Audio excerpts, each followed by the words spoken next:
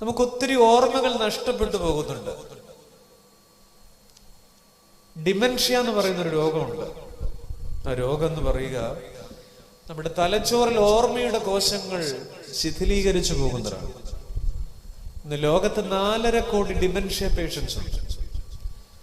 പ്രായമാകുമ്പോ പലരുടെ ഓർമ്മ, ചില അമ്മച്ചിമാരൊക്കെ പറയുന്നുണ്ട്, പഴയതുപോലൊന്നും ഇപ്പൊ ഓർമ്മയൊന്നും ഇല്ലടി, അത് ഡിമെൻഷ്യ. അംനീഷ്യ എന്ന് പറയുന്ന മറ്റൊരു രോഗമുണ്ട്. ലോങ് ടൈം മെമ്മറി പോകുന്നതാ, കുറച്ചു നാളത്തെ ഓർമ്മ നഷ്ടപ്പെടുന്നതാ. എന്ന് പറഞ്ഞു കഴിഞ്ഞാൽ കുറെ നാളത്തെ ഓർമ്മ കാണില്ല, അതിനപ്പുറത്തുള്ള ഓർമ്മ ഉണ്ടാവും. ഞാൻ ആദ്യം വെച്ചിരുന്ന മോഡല് വെക്കാതെ കൂട്ടല്ലേ, ക്ലാരിറ്റി. കുറെ നാളത്തെ ഓർമ്മ കാണും, കുറെ നാളത്തെ ഓർമ്മ കാണില്ല എന്ന് പറഞ്ഞതുപോലെ ഇതൊരു മറവിയുടെ രോഗമാണ്. നമുക്കും ഇന്ന് ജീവിതത്തിൽ ഒത്തിരി ഓർമ്മകൾ നഷ്ടപ്പെട്ടു പോയിരുന്നു. പലതും നമ്മൾ ഓർക്കുന്നില്ല. കടപ്പാട് എന്ന് പറയുന്ന വാക്കുപോലും നമുക്കിന്ന് ഇല്ല. ഉദാഹരണത്തിന് ഞാൻ ഇന്ന് കല്ലടക്കാരോട് ചോദിക്കട്ടെ, പണ്ട് നമ്മൾ ആദ്യമായിട്ട് വാങ്ങിച്ച വണ്ടി, അതിന്റെ നമ്പര്, രജിസ്ട്രേഷൻ നമ്പർ നമുക്ക് കാണാതറിയാം അല്ലേ? ഇപ്പൊ ആൾക്ക് ഓരോ വണ്ടി നമ്മുടെ പോർച്ചിലുണ്ട്, നമ്പർ കാണാതറിയാം ഇല്ല. നമുക്ക് ഈ കൊഴുപ്പ് കൂടും തോറും ഓർമ്മ കുറയും. അതുപോലെ പണ്ട് ഈ ലാൻഡ് ഫോൺ ഒക്കെ ഉണ്ടായിരുന്ന കാലത്ത് നമുക്ക് എത്ര പേരുടെ നമ്പർ കാണാതറിയായിരുന്നു, ഫോൺ നമ്പർ. ഇന്ന് സ്വന്തം കെട്ടിയോരുടെ മൊബൈൽ നമ്പർ കാണാതറിയാം ഇല്ല. കാരണം എന്താ? ഓർമ്മകളൊക്കെ വിരൽത്തുമ്പിലേക്ക് വന്നു. അമ്മച്ചിമാരുടെ മൊബൈലിൽ പോലും മെമ്മറി കാർഡ് ഉണ്ട്. നമ്മുടെ പിള്ളേരുടെ 2 പോക്കറ്റിൽ ഹാർഡ് ഡിസ്കുകൾ, എല്ലാം ഇതിനകത്താ. 800 പേരുടെ നമ്പറുണ്ട്. പക്ഷെ അത്യാവശ്യത്തിന് ഇതൊന്ന് ഓഫായാൽ നമുക്ക് പറ്റില്ല. ഓർമ്മകളൊക്കെ ഉപകരണങ്ങളിലായി പോയി എന്നുള്ളതാണ്. അതാ ഞാൻ പറഞ്ഞത്, നമുക്ക് ഈ കൊഴുപ്പും സമൃദ്ധിയും കൂടുമ്പം ഓർമ്മ കുറയും. ഈ ശിഷ്യന്മാർക്ക് പറ്റിയ അബദ്ധം എന്ന് പറയുന്നതും അത് തന്നെയാണ്. അവര് ഇന്നലകളെ മറന്നുപോയി എന്നുള്ള. നമ്മൾ പലരോടും പറയാറുണ്ട്, എനിക്ക് ആരോടും കടമില്ല, ആരോടും കടപ്പാടുമില്ല. ചോദിക്കട്ടെ, അങ്ങനെ പറയുന്നവർ ഇവിടെ ഇരിപ്പുണ്ട്. ഏത് കടം വീട്ടിയിട്ടാ സഹോദര പോകാൻ പോന്നെ? അപ്പന്റെ വിയർപ്പോ, അമ്മയുടെ കണ്ണുനീരോ, സഹോദരിയുടെ ശ്രദ്ധയോ, വല്യാങ്കളയുടെ കരുതലോ? ഏത് കടം വീട്ടിയിട്ടാ പോകുന്നത്? ഒരു കടവും നമ്മൾ വീട്ടത്തില്ല. ഗുരുക്കന്മാർ നൽകിയ വെളിച്ചമോ, ഒരു കടവും നമ്മൾ വീട്ടാതെ പോകും. ഓർക്കണം, ഇതുപോലെ ഇന്നലകളെ മറക്കുന്നൊരു കാലം ഉണ്ടായിട്ടില്ല.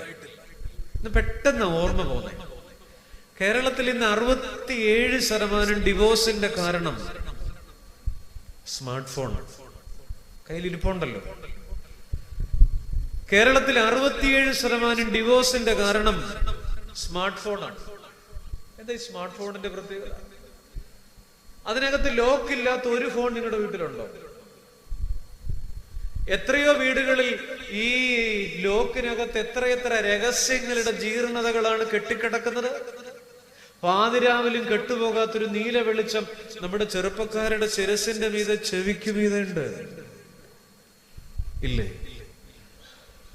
ഇന്ന് ഈ 15-20 വയസ്സുള്ള പിള്ളേരുടെ പ്രേമമല്ലൊരു വിഷയം, മറിച്ച് 40 കഴിഞ്ഞവരുടെ പ്രേമമാണ് കേരളത്തിന്റെ പ്രതിസന്ധി. ഞാനിത് വെറുതെ പറയുന്നതല്ല. 40 കഴിഞ്ഞവരുടെ പ്രണയം. കുടുംബജീവിതത്തിൽ ഇങ്ങനെ പോകുമ്പോഴാണ് പുതിയ പുതിയ ഇഷ്ടങ്ങൾ, ഇന്നലകളെയൊക്കെ വളരെ പെട്ടെന്ന് മറന്നുപോവുക. ഈ പടകിൽ ഈ രാത്രി ഒന്നും പിടിച്ചില്ല എന്ന് പറഞ്ഞതിന്റെ അർത്ഥം ഒന്നേ ഉള്ളൂ. എന്തുകൊണ്ട് ഈ വല ശൂന്യമായെന്ന് ചോദിച്ച ഒന്നാമത്തെ ഉത്തരം, കടപ്പാടുകളെ മറക്കുന്ന കർമ്മങ്ങൾ ഫലശൂന്യം. പുരാതന ഈജിപ്തുകാർക്കും റോമാക്കാർക്കും ഒരു ചിന്ത ഉണ്ടായിരുന്നു. ഈ വിവാഹത്തിന്റെ മോതിര വിരലിൽ നിന്ന് ഹൃദയത്തോളം എത്തുന്ന ഒരു നാഡിയുണ്ട്. ഇതിനെ അവർ വിളിക്കുന്നത് വെനെ ഇമോറിസ് എന്നാണ്.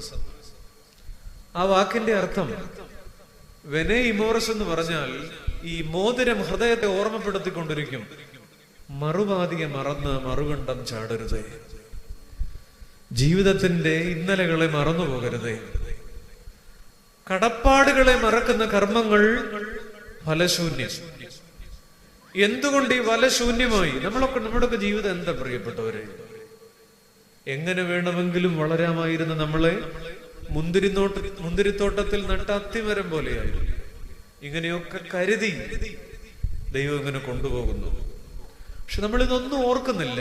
നിങ്ങളുടെ മനസ്സിൽ കുറിച്ചു വയ്ക്കാൻ ഞാനൊരു വാക്യം പറയാം. വിശുദ്ധ ലൂക്കോസ് 17:17.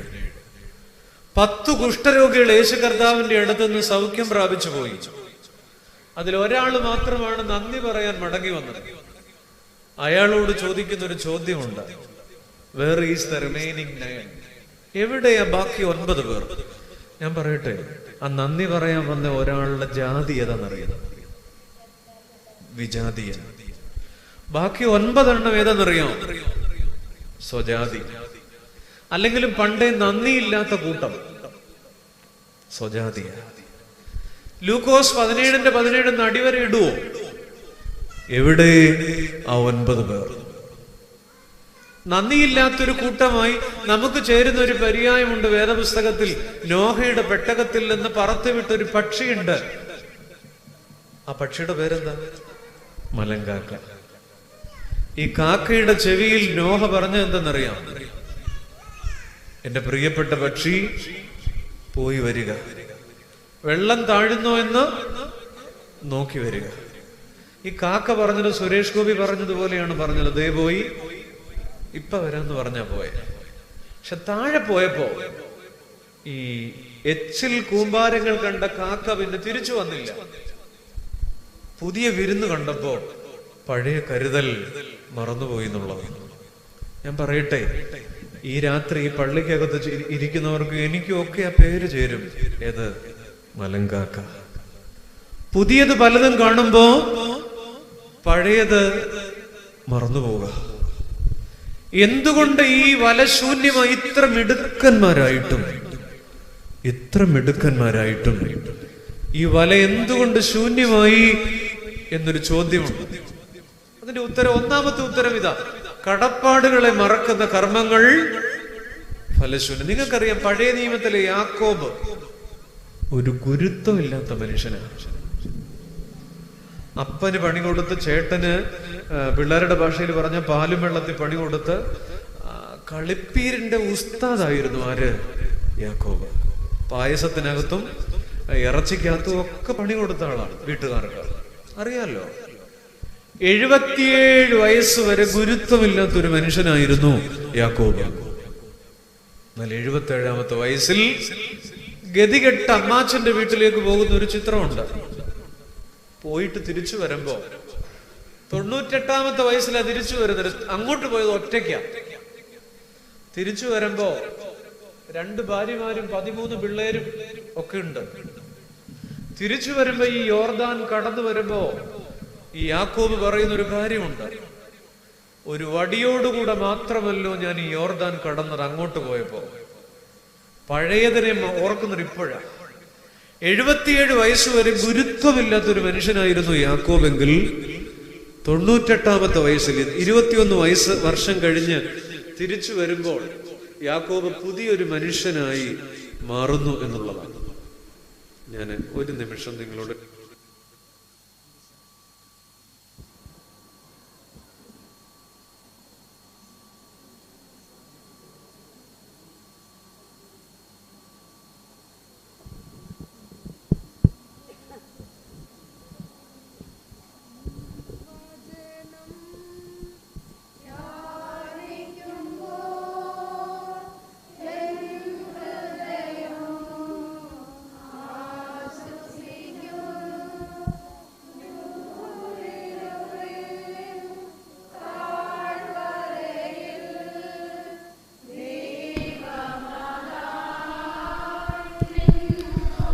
സഹോദരങ്ങളെ ഓർക്കുക, ഈ വല എന്തുകൊണ്ട് ശൂന്യമായെന്നുള്ള ചോദ്യത്തിന്റെ ഉത്തരം അതാണ്. അവർ ഇന്നലകളെ മറന്നുപോയി. ഇന്നലകളെ മറന്നുപോകുന്ന ഒരു സമൂഹം ഇതുപോലെ ചരിത്രത്തിൽ ഉണ്ടായിട്ടില്ല. രണ്ടാമത്തെ ഉത്തരം, എന്തുകൊണ്ട് എന്നുള്ള ചോദ്യത്തിന്റെ രണ്ടാമത്തെ ഉത്തരം ഞാൻ ഇങ്ങനെ പറയുക: ക്രമീകൃതമായതിൽ നിന്ന് പ്രാകൃതമായതിലേക്ക് മടങ്ങുമ്പോൾ വല ശൂന്യം. എന്ന് പറഞ്ഞാൽ ഇവരുടെ ജീവിതം എന്ന് പറയുന്നത് തോന്നുമ്പോ എഴുന്നേക്കുന്നു, തോന്നുമ്പോ കടലിൽ പോകുന്നു, തോന്നുമ്പോ വലയെറിയുന്നു, തോന്നുമ്പോ വരുന്നു. പലപ്പോഴും ഇങ്ങനെ തോന്നുന്നത് പോലെ ജീവിച്ചുകൊണ്ടിരുന്നവരായി 6-7 പേർ. പക്ഷെ തമ്പുരാൻ അവരെ ഒരു റൂട്ടിലാക്കി പ്രാകൃതമായ ജീവിതാവസ്ഥയിൽ നിന്ന് ക്രമീകൃതമായ ജീവിതാവസ്ഥയിലേക്ക് അവരെ കൊണ്ടുവന്നു. എന്നാൽ ഓർക്കണം, ഈ ദിവസം അവർ ഈ വലയുമായിട്ട് പോയപ്പോ ആ പഴയ വല എടുത്തു എന്നുള്ളതാണ്. ആ പഴയ വല ഉപേക്ഷിച്ചിരുന്നു, ആ വല വീണ്ടും എടുത്തു. പ്രാകൃതമായ വല അവർ വീണ്ടും തിരിച്ചെടുത്തു. ഞാൻ നിങ്ങളോട് ഒരു മനുഷ്യനെ കുറിച്ച് പറയാം. പഴയ നിയമത്തിൽ 12 ജോഡി കാളയെ ഒരേ സമയം പൂട്ടുന്ന ഒരു മനുഷ്യനുണ്ടായിരുന്നു. 12ാമത്തെ ജോഡിയോടുകൂടെ പുള്ളി തന്നെ കയറി നിൽക്കുമായിരുന്നു. ആരാണ് പറയാം? ആരോ ഒരാൾ പറഞ്ഞു, വളരെ സന്തോഷം. ആരാണ്? ഏലീശ, ഏലിയാവിന്റെ പ്രിയപ്പെട്ട ശിഷ്യൻ. ഈ ഏലിയാവിന്റെ പിറകെ ഓടിയപ്പോ ഈ കാള താൻ ഇന്നു വരെ പൂട്ടിക്കൊണ്ടിരുന്ന കാളയെ അറുത്ത യാഗം കഴിച്ചിട്ടാണ് ഏലിയാവിന്റെ പിറകെ പോയത്. അത് നിങ്ങൾ വായിച്ചിട്ടുണ്ടാവും 1 രാജാക്കന്മാർ 19-ാം അധ്യായത്തിൽ. എനിക്ക് പറയാനുള്ളത് അതല്ല, ഈ കാളയെ അറുത്തിട്ട് യാഗം കഴിച്ചപ്പോ യാഗം കഴിക്കാൻ ഏലീശ ഉപയോഗിച്ച വിറക് ഏതെന്നറിയാം? ആരെങ്കിലും ഒരാൾ പറയാം? ഒരു വിറകുമല്ല, ഈ കലപ്പയും നുകവുമാണ്. ഞാൻ വിചാരിക്കുകയാണ്, ദൈവം ഏലീശാക്ക് വേറെ വിറക് കിട്ടിയില്ലേ? ഞാൻ വിചാരിക്കുന്ന ഒറ്റ കാര്യം എന്നറിയാം, ഈ കലപ്പ വെട്ടിക്കീറിയത് എന്തിനാണെന്നറിയാം? ഈ കലപ്പ ഇവിടെ ഇനി ഇരുന്നാൽ ഞാൻ ഇനിയും വന്ന നാളെ ആ കലപ്പ എടുക്കും. അതുകൊണ്ട് ആ കലപ്പ വെട്ടിക്കീറിയാണ് എലീശ എന്ത് ചെയ്തത്? യാഗം അർപ്പിച്ചത്. ഞാൻ പറയും, പത്രോസിന്റെ മുറിയുടെ മൂലയ്ക്ക് ആ വല ഇരുന്നത് കൊണ്ടാണ് ആ വല എടുത്തിട്ട്. പണ്ട് കർത്താവ് പറഞ്ഞത് ആ വല വിട്ടേച്ചു വരാനാ, പക്ഷെ എവിടെയോ ആ വല വെച്ചിട്ടുണ്ടായിരുന്നു. നമ്മുടെ പ്രശ്നം ഇതാണ്, പഴയ ചില സാധനങ്ങൾ ഇപ്പോഴും നമ്മുടെ കയ്യിൽ ഇരിപ്പുണ്ട്. ഈ ശമരിയാക്കാരി സ്ത്രീ ഒരു കുടവുമായിട്ടാണ് വെള്ളം കോരാൻ വന്നത്.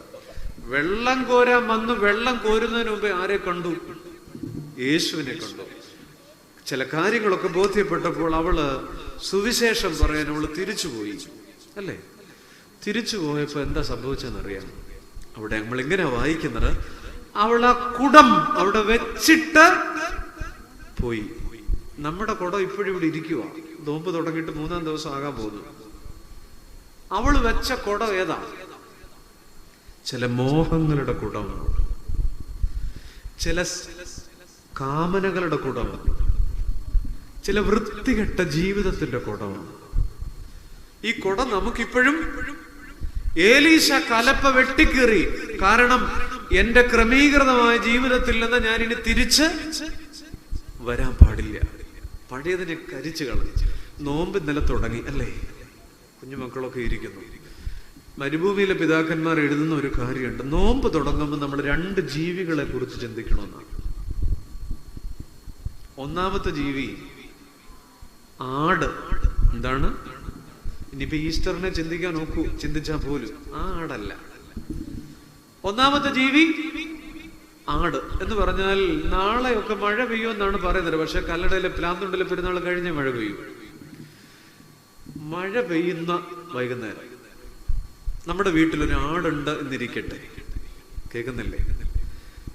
മഴ പെയ്തു കഴിയുമ്പോൾ ഈ ആട് ഒരു സന്തോഷത്തിന് ആട് അതിന്റെ തൊഴുത്തിൽ നിന്നിറങ്ങി നമ്മുടെ വീടിന്റെ മുറ്റത്ത് ഇങ്ങനെ ഓടിക്കളിക്കുന്നു, കേൾക്കുന്നില്ലേ? അപ്പൊ ഈ ചെളിവെള്ളത്തിൽ ഈ ആട് വീഴുന്നുണ്ട്. ഇതിനിടയ്ക്ക് ചെളിവെള്ളത്തിൽ വീണ ആട് എന്ത് ചെയ്യും? എഴുന്നേറ്റ് ഒന്ന് കുടയും, ഒന്ന് കുടയും. ആടിന്റെ പ്രത്യേകത ഒന്ന് വൈബ്രേറ്റ് ചെയ്യും. അപ്പൊ ഈ ചെളിയെല്ലാം പിന്നെയും ഇങ്ങനെ കറങ്ങിത്തിരിഞ്ഞ് പല ചെളിയിലും വീണാലും ഈ ചെളി വെള്ളം കുടഞ്ഞിട്ട് ആട് വന്ന് തിരിച്ചു കയറും. മരുഭൂമിയിലെ പിതാക്കന്മാർ എഴുതുക, നോമ്പ് തുടങ്ങുമ്പോൾ നമ്മൾ ചിന്തിക്കേണ്ട ആദ്യത്തെ ജീവി ആടാണ്.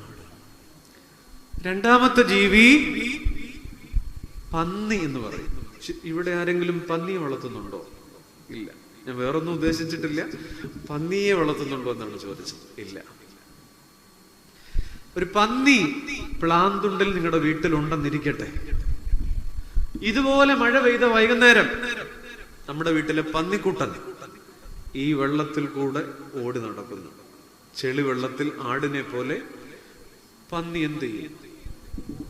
അവിടെ ഇങ്ങനെ ഉരുളും. വലിയ ഇഷ്ടമാണ്. അവസാനം ഈ പന്നി തിരിച്ചു വന്ന് കയറുമ്പോഴേക്കും ശരീരം മുഴുവൻ ചേറാണ്.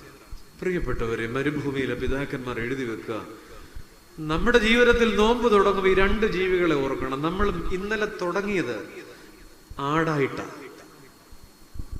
എന്നാൽ അടുത്ത ആഴ്ച നമ്മൾ പറയും ഈ വർഷത്തെ നോമ്പ് മുടങ്ങി, ഇനി അടുത്ത വർഷം പിടിക്കാം. അടുത്ത വർഷം നീ ഉണ്ടോ? അടുത്ത വർഷം ഞാൻ ഉണ്ടോ? അപ്പൊ നമ്മുടെ പ്രശ്നം 25-ന് വെച്ചേക്കുവാ. നമ്മള് ആടായി തുടങ്ങുകയും, നിങ്ങൾ ബുദ്ധിയുള്ളവരായതുകൊണ്ട് ബാക്കി പറയത്തില്ലെന്ന് എനിക്കറിയാം, ആടായി തുടങ്ങുകയും പന്നിയായി. കൊത്തിനെ ഞായറാഴ്ച ആടായിട്ട് തുടങ്ങിയതാ. പക്ഷേ നോമ്പ് 2 ആഴ്ച അങ്ങോട്ട് കഴിയുമ്പോ ഏതായിരിക്കും ഐറ്റം? ഇപ്പൊ ഈ സ്തോത്ര കാഴ്ച ഇടാൻ കൊണ്ടുവന്ന് 500 രൂപയുടെ നോട്ട് കളഞ്ഞു പോയതുപോലെ ഇങ്ങനെ ഇരിക്കുക.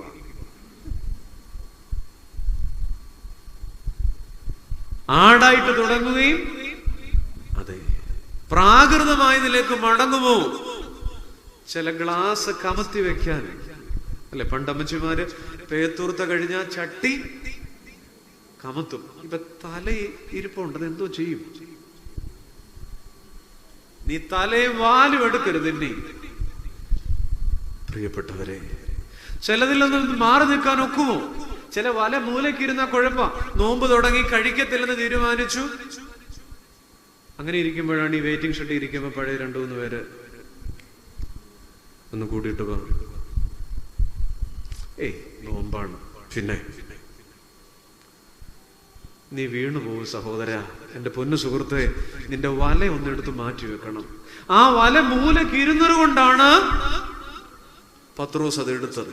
കലപ്പ വെട്ടിക്കേറിയ ഏലീശായെ ഒന്ന് ധ്യാനിച്ച് എന്തുകൊണ്ട് വല ശൂന്യമായി.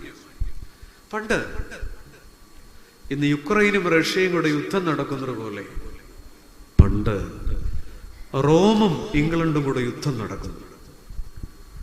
റോമിന്റെ ജൂലിയസ് സീസർ 14 കപ്പലുകളിൽ ഈ സൈന്യവുമായി ഇംഗ്ലണ്ടിലെത്തി.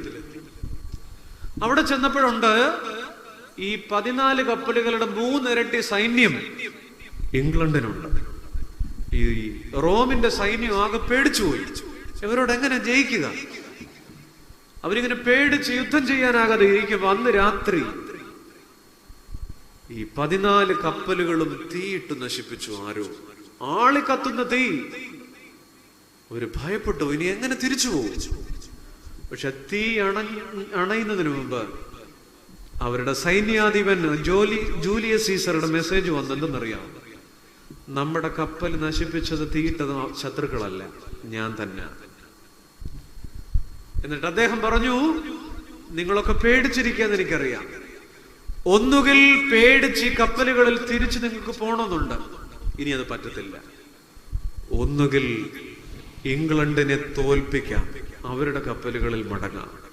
അല്ലെങ്കിൽ അവരോട് തോറ്റ് ഇവിടെ കിടന്ന് മരിക്കാം. എന്തു വേണം? പുറംതിരിഞ്ഞു പോകരുത്. ആ യുദ്ധത്തിൽ ഇംഗ്ലണ്ടിനെ റോം തോൽപ്പിച്ചു എന്നാണ് ചരിത്രം. ചില പഴയത് വെട്ടിക്കീറി കളയണം. നോമ്പ് തുടങ്ങിയിട്ട് 3 ദിവസമായില്ലേ? എന്നെ കേൾക്കുന്ന എത്രയോ സഹോദരങ്ങൾ ഇവിടെ ഇരിക്കുന്നു. ചില വല ഇപ്പോഴും അവിടെ ഇരിപ്പുണ്ട്.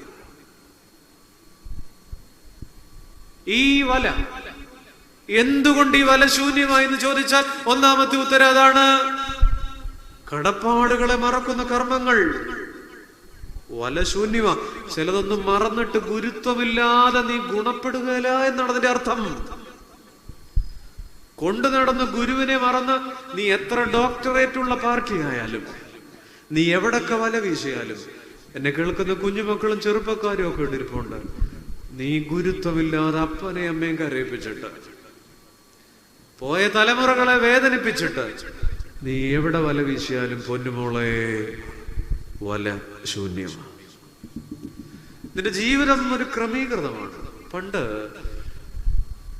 കേരളം ഭരിച്ചിരുന്ന ചേര രാജാക്കന്മാരുണ്ട്, പഴശ്ശിരാജയുടെ ഒക്കെ കാലം.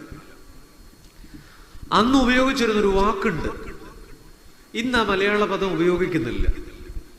യുദ്ധത്തിൽ ഉപയോഗിച്ചിരുന്ന വാക്കാണ്, ഒരു വൃത്തികെട്ട വാക്കാണ്. പുറപ്പൂൺ എന്നാണ് വാക്ക്. പുറപ്പൂൺ എന്ന് പറഞ്ഞാൽ പുറത്തുണ്ടാകുന്ന പുണ്ണ് അഥവാ മുറിവ്. ഇപ്പോഴാ പദം ഇല്ല. ഈ പുറപ്പൂൺ എന്ന് പറയുന്നത് ആത്മാഭിമാനത്തിന്റെ വാക്കാണ്. എന്ന് പറഞ്ഞാൽ ഒരാൾ യുദ്ധം ചെയ്യുമ്പോൾ ഒരു പടയാളിക്ക് പുറത്തു മുറിവുണ്ടായിക്കൂടാ. പുറത്തു മുറിവുണ്ടാകുന്നതിന്റെ പേരാണ് പുറപ്പൂൺ. ഈ പുറത്തു മുറിവുണ്ടാകുന്ന എപ്പോഴെന്നറിയാം? നേർക്ക് നേർ നിന്ന് യുദ്ധം ചെയ്യേണ്ടവൻ പിന്തിരിഞ്ഞോടുമ്പോഴാണ് എവിടെ മുറിവുണ്ടാവുക? പുറത്ത്. അത് ആത്മാഭിമാനത്തിന്റെ പ്രശ്നം. പുറത്തു മുറിവുണ്ടായി എന്ന് പറഞ്ഞതിന്റെ അർത്ഥം നീ പേടിച്ചോടിയെന്ന, ക്രമീകൃതമായതിൽ നിന്ന് നീ തിരിഞ്ഞോടിയെന്ന. അതുകൊണ്ട് പുറപ്പൂൺ ഉള്ള പടയാളിയെ ഒന്നി കൊന്നുകളയും, അല്ലെങ്കിൽ അവൻ പോയി ആത്മഹത്യ ചെയ്യും. പുറത്ത് മുറിവുണ്ടായിക്കൂടാ, പിന്തിരിഞ്ഞോടിക്കൂടാ. പത്രോസും 6 പേരും ഈ രാത്രി പിന്തിരിഞ്ഞോടുക. പുറപ്പൂൺ. ക്രമീകൃതമായതിൽ നിന്ന് പ്രാകൃതമായതിലേക്ക് മടങ്ങുക. ഈ നോമ്പിൽ എന്റെ പ്രിയപ്പെട്ട സ്നേഹിത, പുറപ്പൂണുണ്ടാകുമോ? പിന്തിരിഞ്ഞോടുമോ? ഒരു ചോദ്യമാണ്. ഇന്ന് രാത്രി ഇവിടെ ഇരിക്കുന്നവരോട് ഞാൻ ചോദിക്കാം, പിന്തിരിഞ്ഞോടുമോ? എന്തുകൊണ്ടായി വലശൂന്യമായി കിടക്കുന്നത്? ഈ ജനുവരി ആദ്യം നിങ്ങൾ ആരെങ്കിലും ചിന്തിച്ചോ? പ്ലാന്തുണ്ടിലെ പെരുന്നാള് ഈ മാർച്ച് മാസം 1-ാം തീയതി ഇത്രയും പേര് പള്ളി വരുമോ? ഇല്ല. ഒമിക്രോൺ 3-ാം തരംഗം ആഞ്ഞടിച്ചപ്പോ നമ്മൾ ചിന്തിച്ചതല്ല, നമ്മൾ വിചാരിച്ചത് ഈ വർഷവും പോയി എന്നുള്ളതാണ്. ദൈവം നടത്തിയ വിധം ആ കരുതൽ മറക്കല്ലേ. പുറപ്പൂണുണ്ടാകല്ലേ ഈ നോമ്പിൽ. പിന്തിരിഞ്ഞോടല്ലേ. 50 ദിവസം നമുക്കൊന്ന് മുന്നോട്ട് പോകാം. പ്രിയപ്പെട്ടവരെ, ചില കാര്യങ്ങളിൽ നിന്ന് പ്രാകൃതമായതിലേക്ക് മടങ്ങുമ്പോഴൊക്കെ പുറത്ത് മുറിവാ. അതൊരു ഇരുട്ടിന്റെ അനുഭവമാണ്. ന്യായാധിപന്മാരുടെ പുസ്തകത്തിൽ ശിംശോൻ 16-ാം അധ്യായത്തിൽ തനിക്ക് മാത്രമായി ചില നിയോഗങ്ങൾ ഉണ്ടെന്ന് ശിംശോൻ മറന്നുപോയി. അങ്ങനെ പ്രാകൃതമായതിലേക്ക് മടങ്ങി ദലീലയുടെ മടിയിൽ കിടന്ന് ഉറങ്ങുന്നുണ്ട്. ദാവീദ് ഒരു കുളിമുറി കാഴ്ചയിൽ പ്രാകൃതമായതിലേക്ക് മടങ്ങിപ്പോയി. ദാവീദിന്റെ മനസ്സെന്ന് പറയുന്നത്, പഴയ മനസ്സെന്ന് പറയുന്നത് എന്താണെന്നറിയാം? ഇടയനാണ്. ഇടയന്റെ ജീവിതം എപ്പോഴും അലഞ്ഞു തിരിയുന്നതാണ്. ഒരു നൊമാഡിക് കൾച്ചറാണ്. ആ പഴയ അലഞ്ഞു തിരിയുന്ന മനസ്സിലേക്ക് ദാവീദ് പോയത് കൊണ്ടാണ് ബേർശബയോട് പാപം ചെയ്തത്. പുറംതിരിഞ്ഞോടുമോ? ശലോമോൻ എത്ര ജ്ഞാനിയായിരുന്നു, പക്ഷെ 700 ഭാര്യമാരായിരുന്നു. പല പുരുഷന്മാരും എന്നെ രൂക്ഷമായിട്ട് നോക്കുന്നു. 700 ഭാര്യമാരോ? ഒരെണ്ണത്തിനെ കൊണ്ടു നടക്കുന്ന പാട് നമുക്കറിയാം. ശലോമോൻ എങ്ങനെ കൊണ്ടു നടന്നു എന്നുള്ളതാ അറിയാൻ പാടില്ല. എത്ര ഭംഗിയായിട്ട് തുടങ്ങി, പക്ഷെ പുറപ്പോടുണ്ടായി. പുറംതിരിഞ്ഞോടുമോ? ശൗൽ നന്നായി തുടങ്ങി. സഹോദരങ്ങളെ, നമ്മുടെ പ്രത്യേകത എന്താ? മഹാഭാരതം ഉദ്യോഗപർവത്തിൽ എഴുത്തച്ഛൻ എഴുതി വച്ചിട്ടുണ്ട് നമ്മുടെ നോമ്പിനെ കുറിച്ച്. എങ്ങനെയാണെന്നറിയാം? അന്നന്നു തുടങ്ങിയും അന്നന്നു മുടങ്ങിയും പിന്നെയും അതിനാരംഭിച്ചു മൂഢൻ. എന്താ? അന്നന്നു തുടങ്ങിയും അന്നന്നു മുടങ്ങിയും പിന്നെയും അതിനാരംഭിച്ചു മൂഢൻ. നമ്മുടെ കാര്യം നമ്മളിങ്ങനെ തെന്നിയും ഇങ്ങനെ പൊക്കോണ്ടിരിക്കുകയാണ്. ജീവിതത്തിൽ ഒരു ഉറച്ച നിലപാടില്ല. ഈ ശീമോൻ പത്രോസ് എപ്പോഴൊക്കെ പ്രാകൃതമായ ജീവിതത്തിലേക്ക് പോന്നു, അവിടെയൊക്കെ കർത്താവ് ശീമോനെ വിളിക്കുന്നത് എന്തെന്നറിയാം? സൈമൺ, ശീമോനെ, ആർ യു അസ്ലീപ്? നീ ഉറങ്ങാണോ? ഉറങ്ങിപ്പോകുമ്പോ തെന്നിപ്പോകുമ്പോഴൊക്കെ വിളിക്കുന്നത് ശീമോനെ എന്നാ. പക്ഷെ എപ്പോഴൊക്കെ ക്രമീകൃതമായ അവസ്ഥയിൽ ശീമോൻ പത്രോസ് നിലനിൽക്കുന്നുണ്ടോ അവിടെ ഒക്കെ കർത്താവ് ശീമോനെ വിളിക്കുന്നെന്ന് അറിയാം. പീറ്റർ, പത്രോസേ. ഇപ്പൊ രണ്ടുപേരാ, ഒന്ന് ശീമോനും ഒന്ന്. എപ്പോ പ്രാകൃതമായതിലേക്ക് പോയോ അവിടെ ഒക്കെ കർത്താവ് വിളിക്കുന്നത് ശീമോൻ. എപ്പോ ക്രമീകൃതമായതിൽ നിലനിൽക്കുന്നു അതിന്റെ അർത്ഥം അവിടെ വിളിക്കുന്നത് പത്രോസ് എന്നാ. ഞാൻ മീൻ പിടിക്കാൻ പോകുന്നു എന്ന് പറഞ്ഞ് ഇന്ന് രാത്രി വലയെടുത്തോണ്ട് പോയി. അതിന്റെ അർത്ഥം മീൻ പിടിക്കാൻ പോകുന്നു എന്നല്ല, ഞാൻ എന്റെ പഴയ പണിക്ക് പോകുന്നു. ഞാൻ ചോദിക്കട്ടെ, ഈ പഴയ പണി നമ്മുടെയും കയ്യിലിരിപ്പുണ്ട്. ആ വല മൂലക്കിരിപ്പുണ്ട്. ഞാൻ ഈ രണ്ടാമത്തെ ചിന്ത ഇവിടെ നിർത്തുമ്പോ ഒരു ചോദ്യമാണ് ഞാൻ ചോദിച്ചത്. എന്തുകൊണ്ട് ഇത്ര മിടുക്കന്മാരായിട്ടും വല ശൂന്യമായി? രണ്ടുത്തരമാണ്. ഒന്ന്, കടപ്പാടുകളെ മറക്കുന്നവന്റെ വല ശൂന്യമാണ്. ജീവിതത്തിൽ ഗുരുത്വമില്ലാത്തവന്റെ വല ശൂന്യമാണ്. തങ്ങൾക്കൊരു അഡ്രസ് ഉണ്ടാക്കി തന്ന ഗുരുനാഥനെ മറന്നിട്ട് പഴയ പണിക്ക് പോയില്ലേ? നമ്മൾ എത്ര മിടുക്കന്മാരായിരുന്നാലും ജീവിതത്തിലെ 3 അക്ഷരത്തിന് ഒരു മാന്ത്രികതയുണ്ട്: ഗുരുത്വം. 4 കാശിന്റെ സമ്പത്തും 4 അക്ഷരത്തിന്റെ പഠിത്തവും ഒക്കെ ഉണ്ടാകുമ്പോൾ നമ്മൾ ഈ 3 അക്ഷരം മറന്നുപോകും. നമ്മൾ പിള്ളേരെ കുറിച്ച് പറയാറുണ്ട്, കൊച്ചിന് ഭയങ്കര കുരുത്തക്കേടാണ്. ചുമ്മാതാ, പിള്ളേർക്ക് കുരുത്തക്കേടൊന്നുമില്ല, കുസൃതി മാത്രമേ ഉള്ളൂ. ഗുരുത്വക്കേടൊക്കെ നമുക്കാ.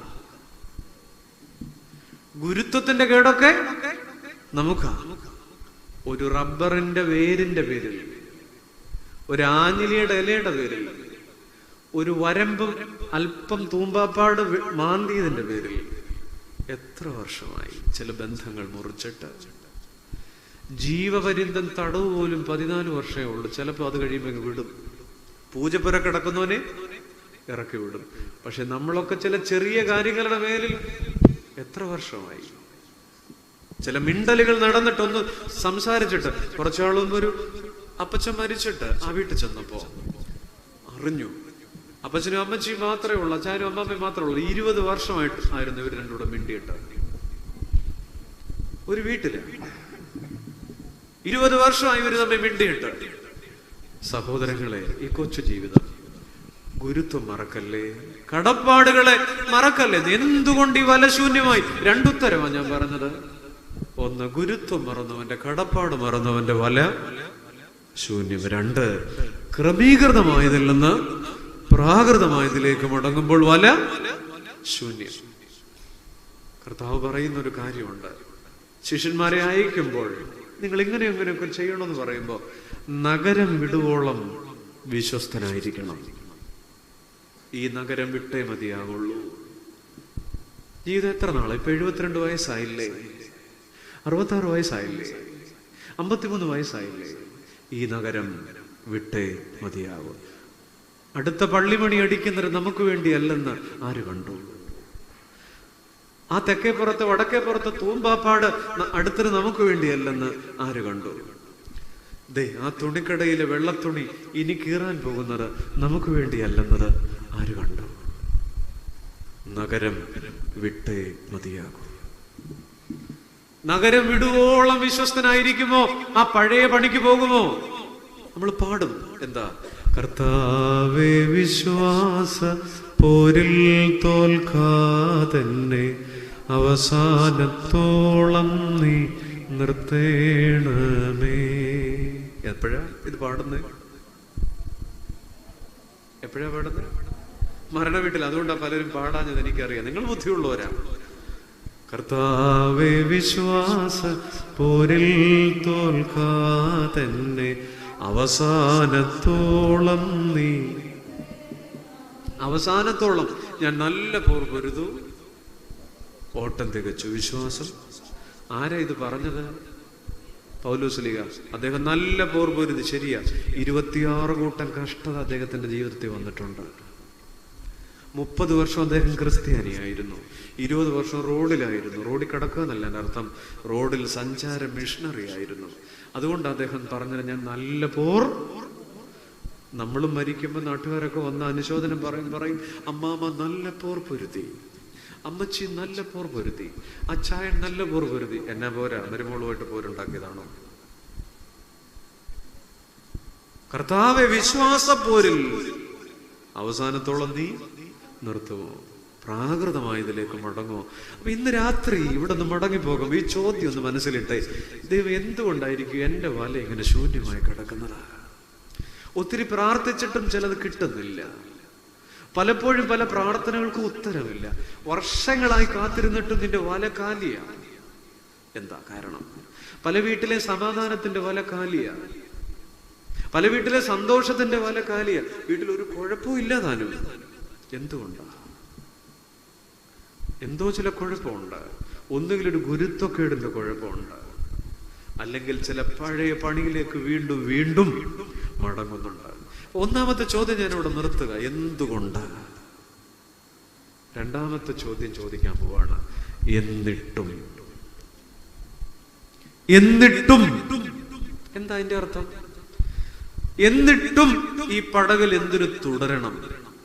സാധാരണ ഈ മീൻ പിടിക്കാൻ പോകുന്നവർക്കറിയാം, രാത്രി 7:30 മീൻ പിടിക്കാൻ പോയി, കടലിന്റെ വേലിയേറ്റം, വേലിയിറക്കം, കടലിന്റെ ശീതാവസ്ഥ, താപം, മർദ്ദവ്യത്യാസം, ഈ കാരണങ്ങൾ കൊണ്ട് മീൻ കിട്ടുമോ കിട്ടിയില്ലയോ എന്നുള്ളത് ഒരു 1-2 മണിക്കൂറിനകം അറിയാം. പ്രത്യേകിച്ചും തിബരിയാസ് പോലെ ഒരു ചെറിയ തടാകം, അത്ര വലിയ അറബിക്കടൽ പോലുള്ളൊരു കടലൊന്നുമല്ല.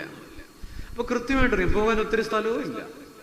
1-2 മണിക്കൂർ, രാത്രി ഒരു 7:30 പോയാൽ ഒരു 9:30 10 മീൻ കിട്ടിയില്ലെങ്കിൽ തിരിച്ചു വരേണ്ടവരാണ്. പക്ഷെ അവര് രാത്രിയുടെ യാമങ്ങൾ മുഴുവനും 1, 2, 3, 4 യാമങ്ങൾ ഭേദിച്ച് വെളുപ്പിന് 5 മണി 6 മണി വരെ ഒരു വല വീശുക, ശൂന്യമായ വലയുമായി. ഞാൻ ചോദിക്കുന്നത് അതാണ് പ്രിയപ്പെട്ടവര്, ഇത്ര മിടുക്കന്മാരായിട്ടും രാത്രി റിസൾട്ട് നേരത്തെ കിട്ടിയിട്ടും എന്നിട്ടും അവരെന്തിനാണ് ഈ പടകിൽ വെളുപ്പിന് വരെ തുടർന്നത്? നമ്മളും ചോദിക്കുന്നുണ്ടല്ലോ, എന്തിനാ ജീവിക്കുന്നത്? ആത്മഹത്യയെ കുറിച്ച് ചിന്തിക്കുന്നവരുണ്ട്. ഇങ്ങനെ ജീവിച്ചിട്ട് കാര്യം എന്താ? ആരാണ് അറിയുന്നത്? ആര് മനസ്സിലാക്കുന്നുണ്ട്? പ്രത്യേകിച്ച് എന്ത് ഗുണമുണ്ടായിട്ടുണ്ട്? ഇങ്ങനെ ജീവിതം, ഈ പടക് എന്തിനിങ്ങനെ ജീവിക്കണം? എത്രയോ വീടുകളിൽ നിന്ന് ചോദ്യം വരുന്നുണ്ട്. ഇവിടെ നിങ്ങൾ ഇരിക്കുന്നു, തൊട്ടടുത്തിരിക്കുന്ന ആൾക്കറിയാത്ത സങ്കടം എത്ര പേരുടെ ചങ്കരകത്തിരിപ്പുണ്ട്. ഒന്ന് തൊട്ടാൽ പൊട്ടിപ്പോകുന്ന അമർത്തിപ്പിടിച്ച നിലവിളി പലരുടെ ഉള്ളിലുണ്ട്. അമർത്തിപ്പിടിച്ച തേങ്ങലുകൾ ഇതിങ്ങനെ പിടിച്ചു വച്ചിരിക്കുക. എന്തിന് ഇങ്ങനെ ജീവിക്കണം? ഈ രാത്രി ആ പടകിൽ നിന്നൊരു ചോദ്യം വരുന്നുണ്ട്. ഈ 9 മണി 10 മണിയാകുമ്പോൾ തിരിച്ചു പോകാമായിരുന്നു, അവസാനിപ്പിക്കാമായിരുന്നു പരിശ്രമങ്ങൾ. എന്നിട്ടും. അപ്പൊ ഇന്ന് രാത്രി എന്നെ കേൾക്കുന്ന ഏതെങ്കിലും ഒരു സഹോദരിയോ സഹോദരനോ ജീവിതത്തിൽ ഈ ശൂന്യത അനുഭവിച്ചിട്ട് മതി എന്ന് ചിന്തിക്കുന്നുണ്ടെങ്കിൽ, കണ്ണീര് വീണ അത്താഴത്തിന്റെ വറ്റുണ്ടെങ്കിൽ, അലച്ചിലുകളുടെ പുസ്തകം നിങ്ങൾ തുറന്നു വച്ചിരിക്കുന്നുണ്ടെങ്കിൽ, നെടുവീർപ്പുകളുടെ കണക്ക് നിങ്ങൾക്ക് ഓരോ രാത്രിയും എഴുതി വെക്കാനുണ്ടെങ്കിൽ, അകത്തേക്ക് കരയുന്നതിന്റെ പേരല്ലേ നെടുവീർപ്പ്? ഒക്കെ ഉണ്ടെങ്കിൽ ഞാൻ പറയട്ടെ, എന്നിട്ടും എന്തിന് ഇങ്ങനെ മുന്നോട്ട് പോകണം? ഉത്തരം അവിടെ ഉണ്ട് കേട്ടോ. നിങ്ങൾ ആ വേദപുസ്തകത്തിലേക്കൊന്ന് നോക്കിക്കേ. ഞാൻ പറഞ്ഞ വാക്യം ഒന്ന് നോക്കിക്കേ. 21-ാം അധ്യായം 3-ാം വാക്യം എന്താ പറഞ്ഞത്? ആ രാത്രിയിൽ അവരൊന്നും, ബാക്കിയൊന്ന് വായിച്ച, ഉറക്കെ വായിച്ച്. അതെനിക്ക് ഒന്നുകൂടെ കേൾക്കണം, ഇവർക്ക് എല്ലാവർക്കും കേൾക്കണം. ബാക്കി വായിച്ചോ. യേശു മതി. എല്ലാരും ഒന്ന് നോക്കിക്ക പ്രിയപ്പെട്ടവരെ. ആ രാത്രി മുഴുവൻ ഒന്നും കിട്ടിയിട്ടില്ല. പുലർച്ചെയായപ്പോൾ യേശു, ഇതാണ് അതിന്റെ ഉത്തരം.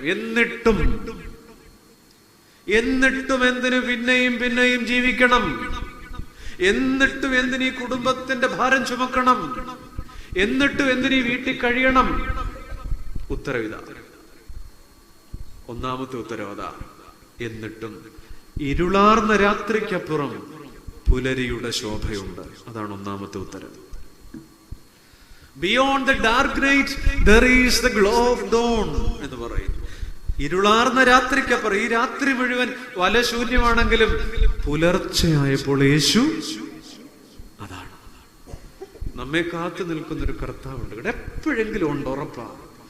ആ ഒരു രാത്രിയുടെ നിരാശയുടെ ശീതക്കാറ്റിനു മീതെ കരയിൽ കാത്തു നിൽക്കുന്ന നാഥൻ നമ്മുടെ ജീവിതത്തിലുണ്ട്. ഒഴിവാക്കാനാകാത്ത രാത്രികൾ, ശൂന്യവലകൾ, പാനപാത്രങ്ങൾ, മരുഭൂമികളൊക്കെ. പക്ഷെ ഇതിനൊക്കെ അപ്പുറം ഇല പൊഴിയും കാലങ്ങൾക്കപ്പുറം തളിരണിയും കാലമുണ്ടതോർക്കണം, അല്ലേ? ഇല പൊഴിയുന്ന മരങ്ങൾക്ക് ഇതിനു ശേഷം എന്തുണ്ട്? ഒരു തളിരുണ്ട്. അങ്ങനെ ഒന്ന് ചിന്തിക്കുമോ? നമുക്കറിയാമല്ലോ, ഈ മാറായിലെ വെള്ളം കുടിപ്പാൻ ഇസ്രായേൽ മക്കൾക്ക് കഴിഞ്ഞില്ല. കാരണം മാറായിലെ വെള്ളത്തിന് എന്തായിരുന്നു? കയ്പ്. അപ്പൊ തമ്പുരാൻ പറഞ്ഞൊരു കാര്യമുണ്ട്, ഒരു മരക്കൊമ്പ് വെട്ടി വെള്ളത്തിന് എന്തുണ്ടായി? ഒന്ന് പറഞ്ഞേ. ഞാൻ ചോദിക്കട്ടെ, ഈ മരക്കൊമ്പ് വെട്ടാൻ മോശ ഓട്ടോറിക്ഷ പിടിച്ചു പോയോ? കഴുതപ്പുറത്ത് യാത്ര ചെയ്തോ? മരുഭൂമി താണ്ടിയോ? കടലുകൾ കടന്നോ? ഇല്ല. എവിടെയായിരുന്നു കയ്പിന്റെ മാറ? അതിന്റെ കയ്യെത്തും ദൂരത്ത് ദൈവം ഒരു മധുരമുള്ള മരക്കും. ഇന്ന് രാത്രി താങ്കൾ വിശ്വസിക്കുന്നുണ്ടോ?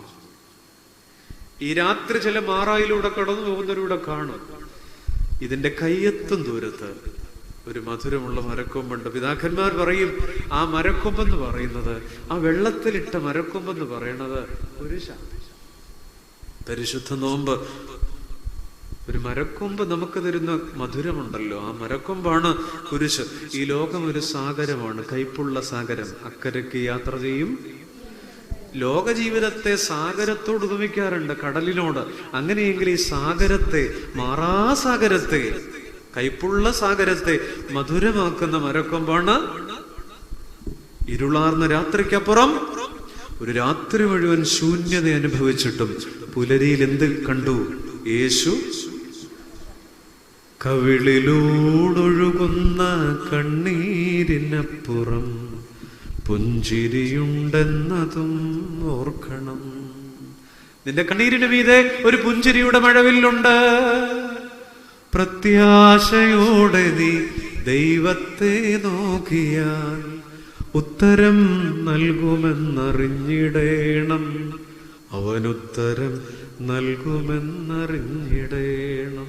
അതുകൊണ്ട് വിശ്വാസത്തോടെ ഈ രാത്രി കണ്ണടച്ച് കരങ്ങൾ ഇങ്ങനെ പിടിച്ചിട്ട് പറയണം, എന്റെ ശൂന്യമായ വലയ്ക്ക് മീതെ ഒരു പുലരിയുണ്ട്. എന്തിനീ ജീവിത പടകിൽ? എന്നിട്ടും തുടരണം. ഇരുളാർന്ന രാവുകൾക്കുമപ്പുറം പുലരിതൻ ശോഭയുണ്ടതോർക്കണം. കലിതുള്ളും തിരമാലയ്ക്കപ്പുറം ശാന്തി നൽകുമേശു ഉണ്ടതോർക്കണം. എല്ലാത്തിനും അപ്പുറം ഒരു ദൈവത്തിന്റെ പദ്ധതിയുണ്ട്. പ്രിയപ്പെട്ടവരെ, ഈ പുലരിയിൽ ഞാനൊരു പ്രധാനപ്പെട്ട കാര്യം പറയാൻ പോവാണ്. ഈ പുലരിയിൽ ഇവരിങ്ങനെ ശൂന്യമായ വലയുമായി ആ ശീതക്കാറ്റിൽ, ആ പുലരിയുടെ തണുപ്പത്ത് ഒട്ടിയ വയറും വിഷാദം മുറ്റിയ മുഖവുമായി 7 പേര് വരികയാണ്.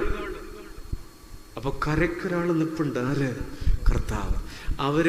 ആ കരയ്ക്ക് നിൽക്കുന്ന കർത്താവ് ഈ 7 എണ്ണത്തിനെയും കൂടെ ഒറ്റ വിളി വിളിച്ചു. എന്ത് വിളിയെന്നറിയാം? യെസ്, മോനെന്ന് പറഞ്ഞത്. ആരാ പറഞ്ഞത്? കുഞ്ഞുങ്ങളെ. ഗുഡ്. കുഞ്ഞുങ്ങളെ.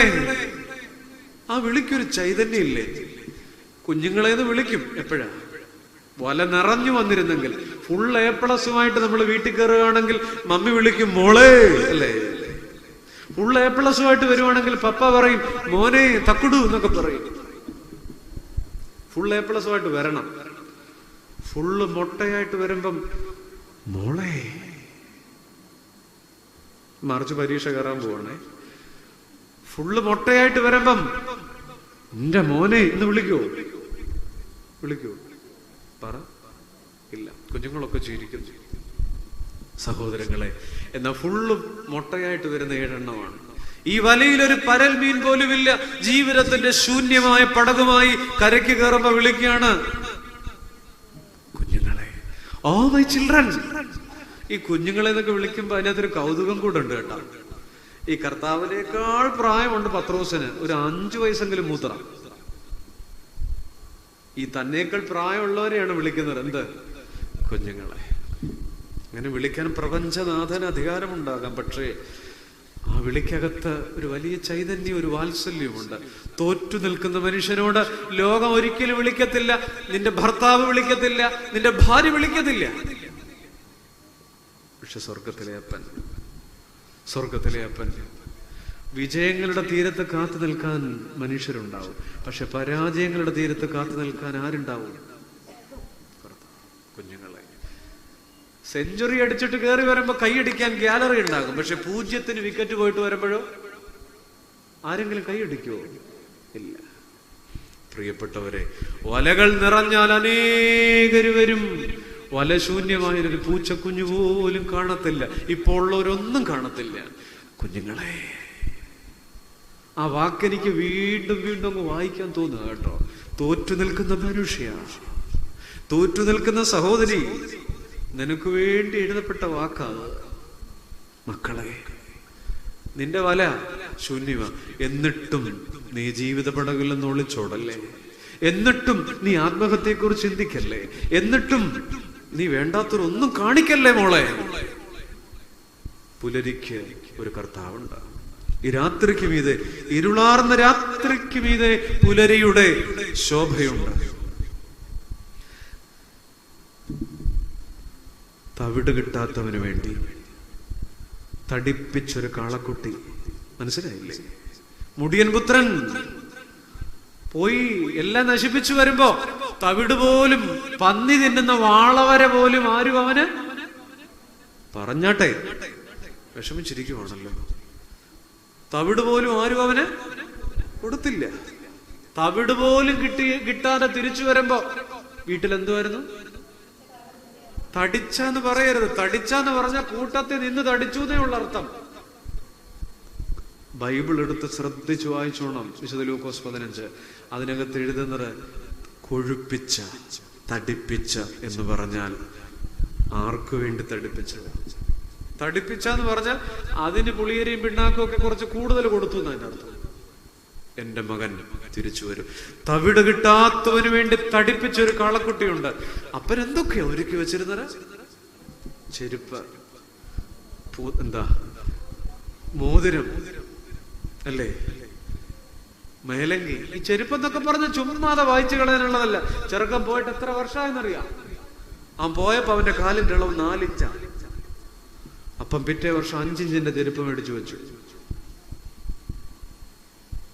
വന്നില്ല, അതവിടെ ഇരിപ്പുണ്ടെന്നേ. പിറ്റേ വർഷം അപ്പൻ 6 ഇഞ്ചിന്റെ ചെരുപ്പ് മേടിച്ചു വെച്ചു. വന്നോ? ഇല്ല. പിറ്റേ വർഷം 7 ഇഞ്ചിന്റെ ചെരുപ്പ് മേടിച്ചു വെച്ചു. വന്നോ? അന്നേ മോതിരം പണിഞ്ഞു വെച്ചതാ തട്ടാന്റെ ഇടത്തുനിന്നാണ്. ആ മോതിരം എത്ര തവണ അഴിച്ചു പണിയേണ്ടി വന്നിട്ട് നിങ്ങൾക്ക് വല്ലതും അറിയാമോ? എന്ന് പറഞ്ഞാൽ അവൻ വരുമ്പോൾ അവന്റെ കാലിന് ഭാഗമായ 9 ഇഞ്ചിന്റെ ചെരുപ്പ് അപ്പം കരുതി. എന്റെ അർത്ഥം എന്താ? നിരന്തരം പുതുക്കപ്പെടുന്ന ഒരു കാത്തിരിപ്പുണ്ട്. നിരന്തരം പുതുക്കപ്പെടുന്ന രാത്രിയുടെ 1-ാം യാമം, 2-ാം യാമം, 3-ാം യാമം, 4-ാം യാമം കഴിഞ്ഞ് പുലരിയിൽ എപ്പോഴോ ശൂന്യമായ വലയുമായി മടങ്ങി വരുന്ന കുഞ്ഞുങ്ങളെ,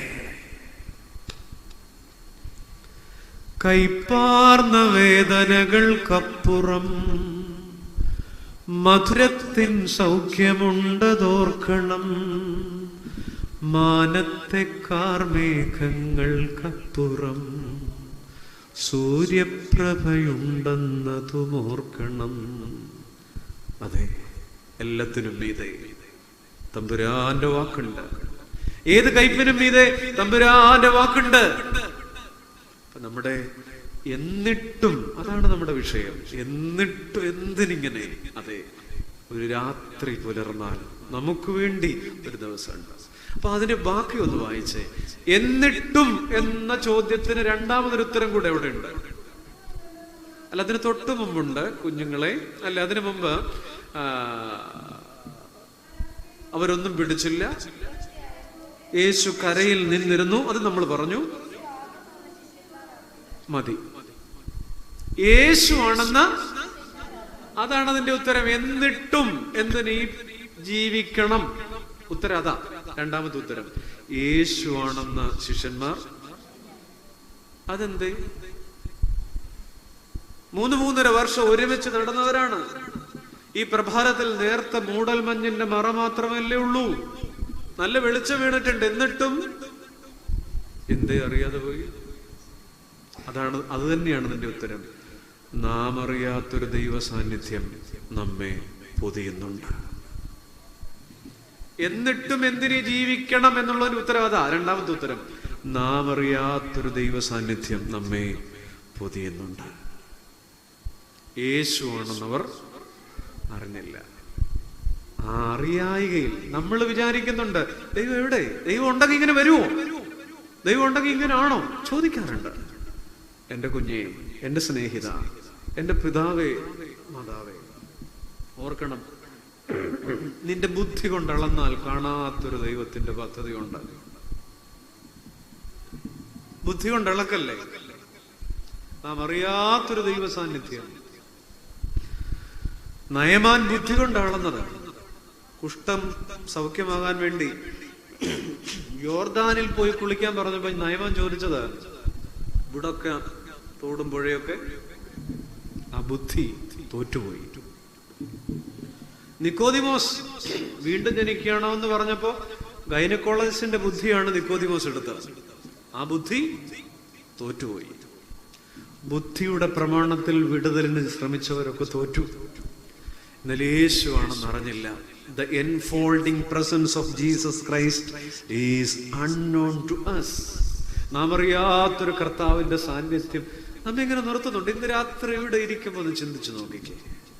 ടെൻഷൻ ഇല്ലാത്ത ആരും ഇവിടെ ഇരിപ്പില്ല.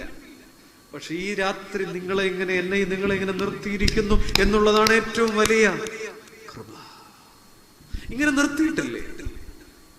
നാളെ പുലരിയുടെ പ്രഭാതത്തിന്റെ ആ പത്രത്തിന്റെ 7-ാമത്തെയോ 8-ാമത്തെയോ പേജിൽ നമ്മളെക്കാൾ പ്രായം കുറഞ്ഞ എത്ര പേരുടെ വാർത്തകൾ ഇപ്പോൾ അച്ചു നിരത്തിക്കൊണ്ടിരിക്കുന്നു. എന്നിട്ടും അതാണ് ആ വാക്ക് അമൂല്യമാണ്. ആ വാക്ക് അപാരമാണ് ധ്യാനിക്കാൻ. എന്നിട്ടും ഇങ്ങനെ ശേഷിപ്പിച്ചില്ലേ?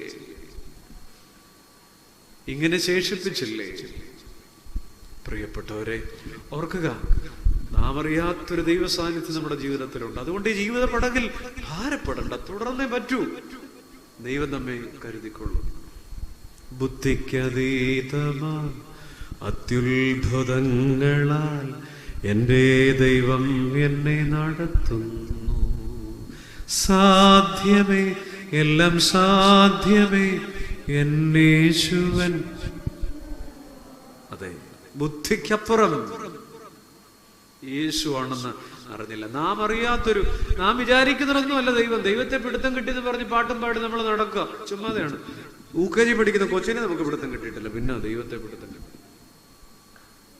ദൈവം എന്താണെന്ന് ചോദിച്ചാൽ ഭാരതം പറയുന്നൊരു നേതി അതുമാകാം, അതിനപ്പുറമാകാം. തത്വമസി എന്നാണ്, അത് നീയാകുന്നു എന്നാണ്. നീ അറിഞ്ഞതിനും അപ്പുറമാണ്. ദൈവം ഇന്നതാണ് എന്നറിയത്തില്ലേ? ഓരോ പരമാണുവിലും സർവഭൂതേഷു ചാത്മന തതോന വിജഗുപ്സത എന്നൊക്കെ ഈ ഉപനിഷത്തുകൾ പറയും. എല്ലാത്തിലും ദൈവം ഇരിക്കുന്നു. ദൈവ സാന്നിധ്യം നമ്മെ ഇങ്ങനെ പൊതിഞ്ഞോണ്ടിരിക്കുകയാണ്. ഇവിടെ ഇരിക്കുമ്പോ, ഇവിടെ നിറങ്ങിപ്പോകുമ്പോ. അതുകൊണ്ട് വലശൂന്യമായി കിടക്കുമ്പോഴും നാം അറിയാത്തൊരു ദൈവ സാന്നിധ്യം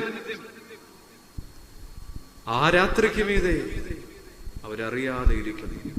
പ്രിയപ്പെട്ടവരെ, GS പ്രദീപ് എന്ന് പറയുന്ന അശ്വമേധം പ്രോഗ്രാം ചെയ്തിരുന്ന ഒരു മലയാളത്തിൽ ഏറ്റവും അറിവുള്ള ഒരു വലിയൊരു ക്വിസ് മാസ്റ്റർ, അറിയാത്ത ആരുമില്ല.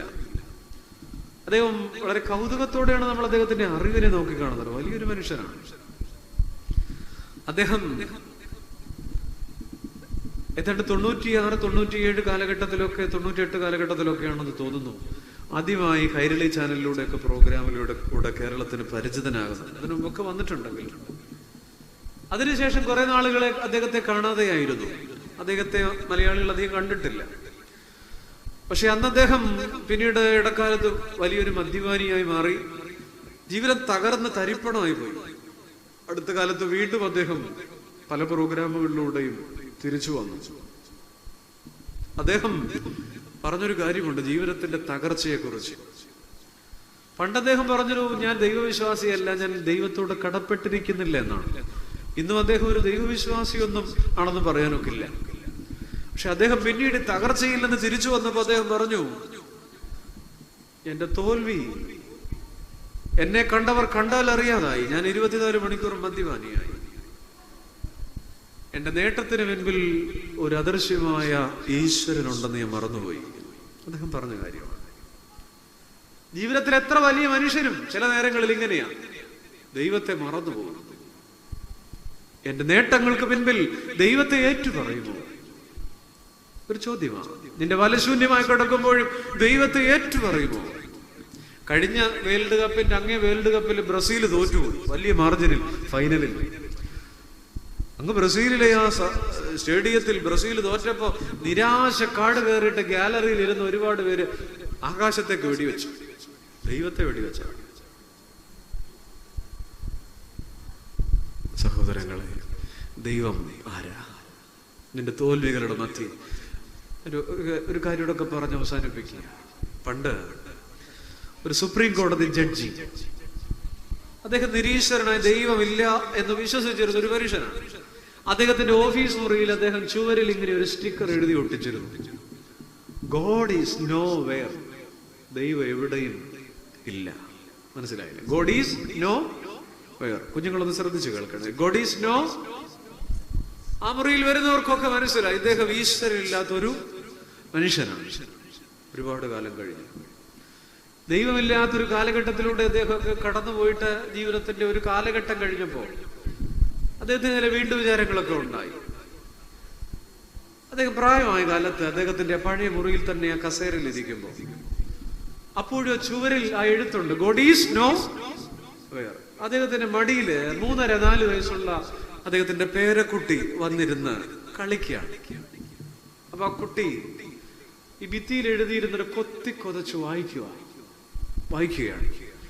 ആ കുഞ്ഞു വായിക്കുകയാണ്, ഗോഡ് GOD, ഗോഡ് ഈസ്. 2 വാക്ക് വായിച്ചു. 3-ാമത്തെ വാക്ക് കുഞ്ഞു വായിച്ചത് നോ എന്നല്ല, ആ 4-ാമത്തെ വാക്കിന്റെ ആദ്യത്തെ അക്ഷരം കൂടെ ചേർത്താ വായിച്ചത്. എന്തെന്ന് പറയാം? ആർക്കെങ്കിലും പറയാം? എന്താ? നോ. യെസ്. 3-ാമത്തെ വാക്ക് നോ എന്നായിരുന്നു. പക്ഷെ കുഞ്ഞു വായിച്ചപ്പോ ആ W കൂടെ ചേർത്ത് വായിച്ചു, നോ. അപ്പം ബാക്കി പിന്നെ ഹിയർ. W ഇല്ലാത്ത 4-ാമത്തെ വാക്ക് എന്താ? അപ്പൊ അതിന്റെ അർത്ഥം എന്താ? ഗോഡ് ഈസ് നോ വെയർ എന്ന് എഴുതി വെച്ചിരുന്നു. ആ വലിയ ബുദ്ധിശാലി, ആ വലിയ സിവിൽ കോഡുകളും ക്രിമിനൽ കോഡുകളും പരിചയമുള്ള രാജ്യതന്ത്രജ്ഞ ന്യായ അധിപൻ. പക്ഷേ ഈ പിഞ്ചു കുഞ്ഞ് വായിച്ചു ഗോഡ് ഈസ് നോ വെയർ എന്നുള്ളത് ഇങ്ങനെ വായിച്ചു, ഗോഡ് ഈസ് നൗ. ദൈവം നാം അറിയാത്ത തരത്തിൽ നമ്മുടെ ജീവിതത്തെ ഇപ്പൊ പോലും പൊതിയുന്നുണ്ട്. ആ മനുഷ്യന് വീണ്ടും വിചാരം ഉണ്ടായി എന്നാണ് ഞാൻ കേട്ടത്. എനിക്കറിയാൻ പാടില്ല. സഹോദരങ്ങളെ, 2 ചോദ്യമാണ് ഞാൻ നിങ്ങളോട് ചോദിച്ചത്. ആ രാത്രിയിൽ അവർ ഒന്നും പിടിച്ചില്ല. നമ്മളെ കുറിച്ചാണ്. ശൂന്യമായി കിടക്കുന്ന നമ്മുടെ കുടുംബത്തിന്റെ വലയെ കുറിച്ചാണ്. കാലിയായി കിടക്കുന്ന നമ്മുടെ ജീവിതത്തെ കുറിച്ചാണ്. എന്തുകൊണ്ട് ഈ വല ശൂന്യമാണ്? 1-ാമത്തെ ഉത്തരം, കടപ്പാടുകളെ മറക്കുന്ന കർമ്മങ്ങൾ ഫലശൂന്യം. 2-ാമത്തെ ഉത്തരം, ക്രമീകൃതമായതിൽ നിന്ന് പ്രാകൃതമായതിലേക്ക് മടങ്ങിയാൽ ഫലം ശൂന്യം. ചില കലപ്പ വെട്ടി കീറിയേ മതിയാവുള്ളൂ. ആ മൂലയ്ക്ക് ആ വല കടന്നുകൂടാ. 2 ജീവികളെ മറക്കല്ലേ. ആടായി മെനഞ്ഞാന്ന് തുടങ്ങി ഇടയ്ക്ക് ആവല്ലേ. എന്തുകൊണ്ട് എന്ന ചോദ്യത്തിന് 2 ഉത്തരം. എന്നിട്ടും ഈ രാത്രി എന്തിന് ഈ പടകിൽ തുടർന്നു? അതിനും 2 ഉത്തരവുണ്ട് അല്ലേ? ഇരുളാർന്ന രാത്രിക്കപ്പുറം ഒരു പുലരിയുടെ ശോഭയുണ്ട്. പുലർച്ചയായപ്പോൾ യേശു കരയിൽ നിന്നിരുന്നു. 2-ാമത്തെ ഉത്തരം, നാം അറിയാത്തൊരു ദൈവ സാന്നിധ്യം നമ്മുടെ ജീവിതത്തെ പൊതിയുന്നുണ്ട്. യേശു ആണെന്ന് അവർ അറിഞ്ഞില്ലതാണ്. ആ രാത്രിയിൽ അവർ ഒന്നും പിടിച്ചില്ല. ഈ കൊച്ചുവാക്യം നമ്മുടെ ജീവിതത്തോട് ഇന്ന് രാത്രി നേരെ സംസാരിച്ചു എന്നാണ് ഞാൻ വിചാരിക്കുന്നത്. ഇന്ന് രാത്രി ഈ വചനം നമ്മുടെ ജീവിതത്തോട് സംസാരിക്കുന്നു എന്നാണ് ഞാൻ വിചാരിക്കുന്നത്. സഹോദരങ്ങളെ, നിങ്ങൾ ഈ ഭാഗം വായിക്കുകയും ധ്യാനിക്കുകയും ചെയ്യണം. ജീവിതം എന്ന് പറയുന്നത് 3 പദങ്ങളാണ്. 1 അനന്യത, 2 അമൂല്യത, 3 ഔദാര്യം. ഒടേതമ്പുരാൻ നമുക്ക് തന്നത് 1 അനന്യത എന്ന് പറഞ്ഞാൽ ഇതുപോലെ വേറൊന്നില്ല. അതാണ് അനന്യത, യുണീക്ക്നെസ്. ഇതുപോലൊരു ഐറ്റം വേറെ കിട്ടത്തില്ല കേട്ടോ. ഈ അന്റാർട്ടിക്ക വരെയുള്ള ഭൂഖണ്ഡം തപ്പിയാലും ഇതുപോലൊരെണ്ണത്തിന് കിട്ടുകയല്ല. ഞാൻ പോസിറ്റീവായിട്ടാണ് പറഞ്ഞത്. അതാണ് അനന്യത. 2 അമൂല്യത. ജീവിതം ഇത്രമാത്രം മൂല്യമാണ്, ഉടച്ചു കളയാനുള്ളതല്ല. ഈ പടകിൽ തുടർന്നേ മതിയാകുള്ളൂ. 3 ഔദാര്യം. തമ്പുരാന്റെ ബോണസാണ്, തമ്പുരാന്റെ ദാനം. അങ്ങനെ മുന്നോട്ട് പോവുക. ദൈവം അനുഗ്രഹിക്കട്ടെ.